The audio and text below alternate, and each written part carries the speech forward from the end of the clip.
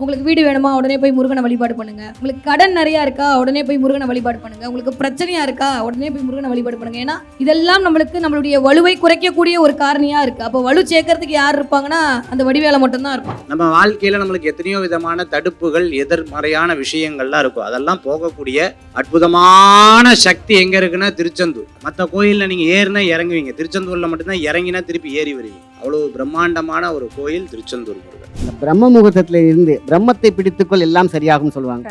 அது வேலும் பிரம்ம அது முகூர்த்தமாகுது பார்த்தீங்களா பூமியில. வம் என்ற சொல்லும் ஓம் என்ற சொல்லும் மகாசக்தி. முருகா என்ற அந்த ஒரு சொல்லுக்கு அந்த எல்லா பிரார்த்தியும் கிடைக்கும்னு சொல்லியிருக்காங்க. இந்த 5 மணிக்கு ஒரு பூ கொடுக்கும்போது அவர் ரொம்ப இஷ்டமா பார்த்துக்குவார். அதே மாதிரி அவருக்கு நீங்க பல வண்ண நிறங்கள்ல பூக்கள் சமர்ப்பிக்கலாம். சுக்குக்கு மிஞ்சிய மருந்தும் இல்லை, சுப்பிரமணியனுக்கு மிஞ்சிய தெய்வம் இல்லை அப்படின்னு சொல்லுவாங்க. என்ன பிரச்சனை வந்தாலும், என்ன வேண்டுதல் வைக்கணும் அப்படின்னு நினைச்சாலும் கந்தனோட காலை கெட்டியா படிச்சுக்கிட்டா வந்த வினையும் வரப்போற வினையும் நம்மளை விட்டு தூரமா போயிடும் அப்படின்னு சொல்லுவாங்க. இன்னைக்கு முருகா எனும் அந்த பிரபஞ்ச பேராற்றலுக்கும் ஜோதிடத்துக்கும் என்ன தொடர்பு இருக்கு அப்படிங்கிறத ஜோதிடனும் முருகனும் அப்படிங்கிற இந்த பகுதியில் பார்க்க போறோம். உங்ககிட்ட இருக்கிற நிறைய கேள்விகள் மாதிரி தான் எங்ககிட்டயும் இருக்கு. அந்த கேள்விகளை நம்ம கேட்டு அதுக்கு பதில் தரத்துக்காக நம்ம கிட்ட நிறைய ஜோதிட முத்துக்கள் உட்கார்ந்துருக்காங்க. முதல்ல அவங்கள வெல்கம் பண்ணிடுவோம். முதல்ல ஜோதிட கலையரசி வித்யா மேம், ரெட்ரோ ஆன்மீகம் சார்பாக உங்களை வரவேற்கிறோம் மேம். வணக்கம். அடுத்ததா ஜோதிட கலாரத்னா ஸ்ரீ மகேஷ் ஐயர் அவர்கள், சார் உங்களையும் ரெட்ரோ ஆன்மீகம் சார்பாக வரவேற்கிறோம். அடுத்ததா வழிகாட்டி ஜோதிடம் மீனாட்சி பரமகுரு மேம், உங்களையும் ரெட்ரோ ஆன்மீகம் சார்பாக வரவேற்கிறோம். அடுத்ததா ஆன்மீக கலை ஆராய்ச்சியாளர் மாயன் செந்தில்குமார் சார், உங்களையும் ரெட்ரோ ஆன்மீகம் சார்பாக வரவேற்கிறோம். வித்யா மேம், முருகனை வழிபடுறது சண்டைகள், வழக்குகள், சொத்து பிரச்சனைகள் இதெல்லாம் தீர்க்கும் அப்படின்னு சொல்றாங்க. நம்ம முன்னாடி கூட கேட்டோம், வீடு வேணும் அப்படின்னு போய் முருகன் கிட்ட வேண்டுனா கூட உடனே கொடுத்துட்றாரு அப்படின்னு சொல்லிட்டு. இந்த பிரச்சனைகள் எல்லாம் எப்படி மேம் தீர்க்கிறாரு முருகன்? என்ன மாதிரியான வழிபாடுகள் அதுக்கு பண்ணலாம்? நம்ம ஆரம்பிக்கும் போதே முருகன் இந்த 3 மட்டும்தான் கொடுப்பாரு, இதுதான் அவரோட மெயின் வேலைன்னு தான் பேசணும். ஆமா. எகெயின் திரும்ப வீடு வேணுமா, முருகன் எது கேட்டாலும் கொடுப்பாரு. ஆனால் இந்த 4ஆம் இடம் என்று சொல்லக்கூடிய இடம் தான் ஒரு மனுஷனுக்கு வீடு, மனை, வண்டி, வாகனம், சொத்து, சுகஸ்தானம், வித்தேஸ்தானம், வித்யாஸ்தானம் எல்லாமே இந்த 4ஆம் இடம் தான் இண்டிகேட் பண்ணும். ஆனால் இதே காலபுருஷனோட 4ஆம் இடத்துல தான் அந்த செவ்வாய் நீச்சம் அடையக்கூடிய ஒரு தன்மையில் இருக்கும். ஸோ இது ஏதோ ஒரு கான்ட்ரவர்சியாக போதே அப்படின்னா, எப்பயுமே வழிபாடுகள் என்பது எதற்கு அப்படின்னா, கம்மியாக நீச்சோன்னா உடனே அது கெட்ட விஷயம் அப்படி இல்லை, அதோட தன்மை கொஞ்சம் கம்மியாக இருக்குது, அவ்வளோதான். நான் எப்பயுமே அது நீச்சம் ஊச்சம்லாம் சொல்லவே மாட்டேன். அதோட தன்மை கம்மியாக இருக்குது. எப்பயுமே நம்மளுக்கு ஒரு வலு கம்மியாக இருக்கும்போது வலு சேர்க்கக்கூடிய ஆட்கள் இருந்தாங்கன்னா நம்மளுக்கு இன்னும் கொஞ்சம் எக்ஸ்ட்ரா பூஸ்ட் கிடைச்ச மாதிரி, இந்த இடத்துல வலு கம்மியாக இருக்கும்போது வலு நிறைந்த அந்த செவ்வாய்க்காரகனான முருகனை பிடிச்சிக்கும் போது நம்மளுக்கு ஆட்டோமேட்டிக்காக அது எல்லாம் நம்ம கையில் கிடைக்கும் அப்படின்றது தான் நியதி. அதனால தான் உங்களுக்கு வீடு வேணுமா, உடனே போய் முருகனை வழிபாடு பண்ணுங்கள். உங்களுக்கு கடன் நிறையா இருக்கா, உடனே போய் முருகனை வழிபாடு பண்ணுங்கள். உங்களுக்கு பிரச்சனையாக இருக்கா, உடனே போய் முருகனை வழிபாடு பண்ணுங்கள். ஏன்னா இதெல்லாம் நம்மளுடைய வலுவை குறைக்கக்கூடிய ஒரு காரணியாக இருக்குது. அப்போ வலு சேர்க்கறதுக்கு யார் இருப்பாங்கன்னா அந்த வடிவேலை மட்டும்தான் இருப்பான். அதனால தான் வடிவேலை பிடித்து கொண்டால் உங்களுக்கு வாழ்க்கையிற்கான எல்லா வலுவும் கிடைத்துவிடும். அந்த எல்லா வலுவும் கிடைப்பதற்கான காரணியாக இந்த 4ஆம் இடம், 6ஆம் இடம், 8ஆம் இடம் நிறைய இருக்குது ஜோசியத்தில். இப்படி ஒவ்வொரு இடத்துல எந்த பிளானட் சேர்ந்துருக்குன்ற மாதிரி அந்த மாதிரியான கோயில்களுக்கு நம்ம நெறிப்படுத்தும் போது கண்டிப்பாக அவர்களுக்கு இந்த பிரச்சனையெல்லாம் சரியாக போயிடும். கண்டிப்பாக மேம். சார், அப்படியே இந்த கேள்வியோட கண்டினியூவாக உங்ககிட்ட கேட்குறேன். மேம் சொன்னாங்க என்ன மாதிரியான வழிபாடுகள் செய்யலாம் அப்படின்னு சொல்லிட்டு. எந்த கோவிலுக்கு போய் வழிபாடுகள் செய்யலாம் சார்? ஒரு மந்திரத்தில் சொல்லியிருக்கு, ஏறுமையிலேறி விளையாடு முகம் ஒன்று, ஈசனுடன் ஞான மொழி பேசும் முகம் ஒன்று, கூறும் அடியார்கள் வினை தீர்த்த முகம் ஒன்று, குன்றுருவவேல் வாங்கி நின்ற முகம் ஒன்று, மாறுபடை சூரரை வதைத்த முகம் ஒன்று, வள்ளியை மனம் புணர வந்த முகம் ஒன்று, 6 முகமான பொருள் நீ அருள வேண்டும், ஆதி அருணாச்சலமாய் அமர்ந்த எம் பெருமானே. அதாவது முருகப்பெருமானுடைய 6 படை வீடை ரொம்ப விளக்கமாக அதில் சொல்லப்பட்டிருக்கு. முருகப்பெருமான் நீங்கள் பழனியில் போனீங்கன்னா ஞானத்தை அடையக்கூடிய, ஞானத்தை அருள்பாலிக்கக்கூடிய அற்புத தண்டாயுதபாணியாக அருள்பாலிக்கிறார். அடுத்தது நேராக நீங்கள் திருச்செந்தூர் போகிறீங்க. நீங்கள் திருச்செந்தூர் போயிட்டு அப்படின்னு சொன்னால் சூரனை வதைத்த முகம் ஒன்றுன்னு. நம்ம வாழ்க்கையில் நம்மளுக்கு எத்தனையோ விதமான தடுப்புகள், எதிர்மறையான விஷயங்கள்லாம் இருக்கும். அதெல்லாம் போகக்கூடிய அற்புதமான சக்தி எங்கே இருக்குன்னா திருச்செந்தூர். அந்த கோயிலில் மட்டும்தான், மற்ற கோயிலில் நீங்கள் ஏறினா இறங்குவீங்க, திருச்செந்தூரில் மட்டும்தான் இறங்கினா திருப்பி ஏறி வருவீங்க. அவ்வளோ பிரம்மாண்டமான ஒரு கோயில் திருச்செந்தூர் முருகன். அடுத்தது திருப்பரங்குன்றம்.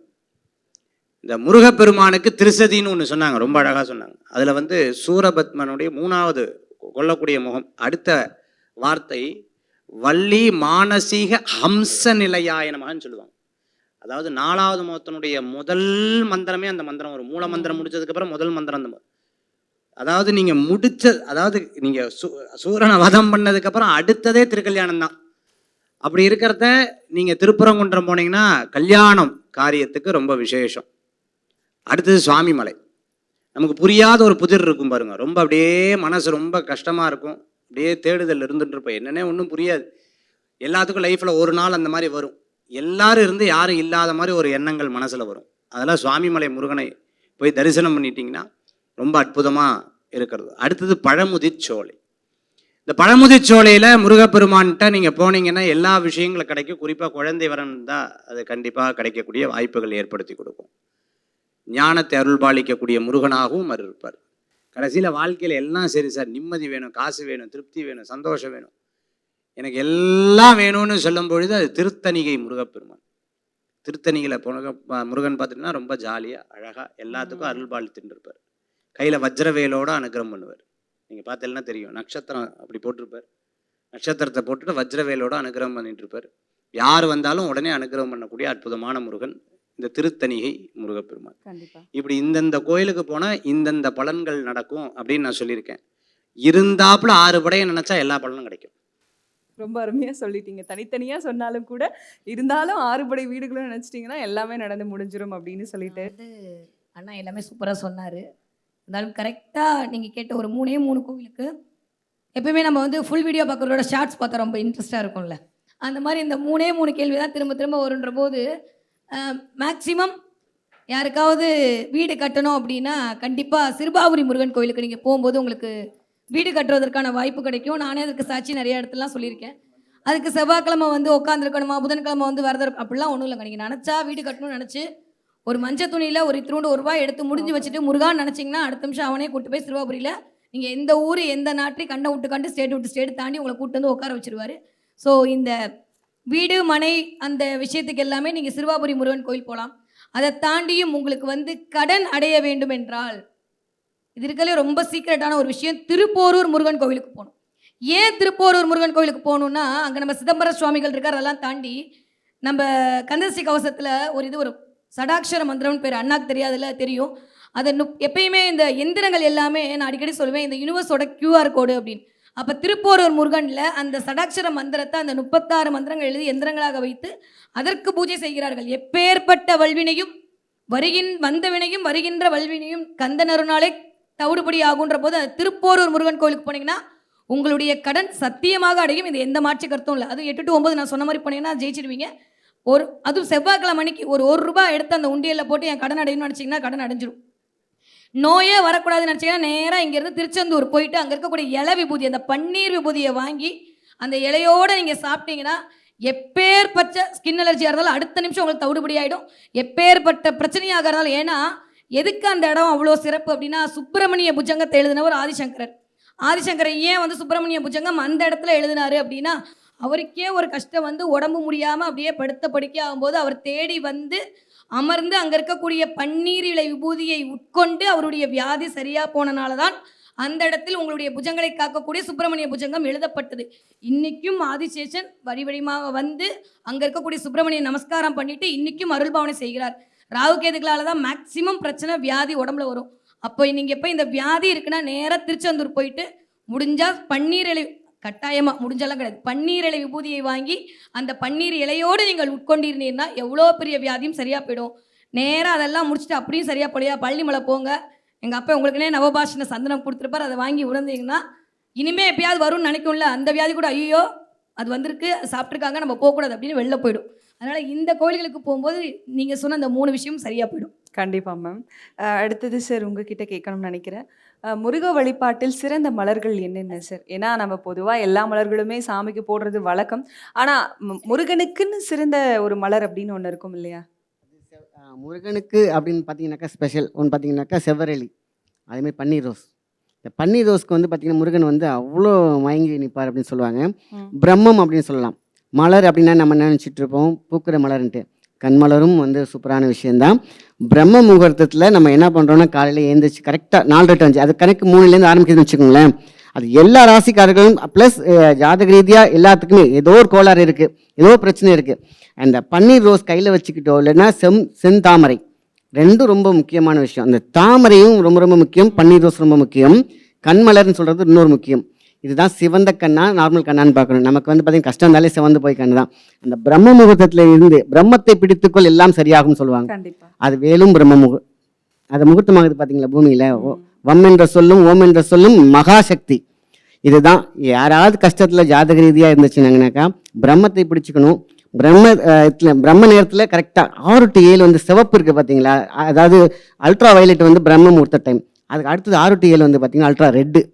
அந்த ரெட்டு நேரத்தில் விளக்கேற்றி அந்த கையில் வந்து சிவப்பு மலர்கள் அரளி, சிவப்பரளி இல்லைன்னா சிவப்பு தாமரை இல்லைன்னா இல்லையா உள்ளமே கோயில் அந்த மனக்கணக்குன்னு சொல்லுவாங்களா, பூவே இல்லைனாலும் கண்ணை பூவாக வச்சு கையில் வச்சு நம்ம எதை நினைச்சாலும் முருகா என்ற அந்த ஒரு சொல்லுக்கு அந்த எல்லா பிரார்த்தியும் கிடைக்கும்னு சொல்லியிருக்காங்க. ஸோ மலர்கள் சிவப்பு, சிவப்பு திரி விளக்கு சூப்பராக இருக்கும்.